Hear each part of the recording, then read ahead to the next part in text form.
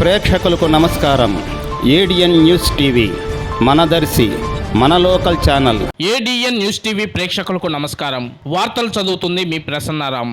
గత ఏడాది ఫిబ్రవరి నుంచి ఏప్రిల్ వరకు దర్శి సబ్ స్టేషన్కు పట్టుబడ్డ 4 కేసుల్లోని 1012 నాన్ డ్యూటీ పెయిడెడ్ మద్యం బాటిళ్లను బుధవారం ధ్వంసం చేస్తున్నట్లు సబ్ ఇన్స్పెక్టర్ బి సుందరరామయ్య తెలిపారు. నెల్లూరు సెబ్ డీసీ ఉత్తర్వుల మేరకు Ongole SEB superintendent yes Ravikumar పర్యవేక్షణలో ఈ కార్యక్రమం నిర్వహిస్తున్నట్లు ఆయన తెలిపారు.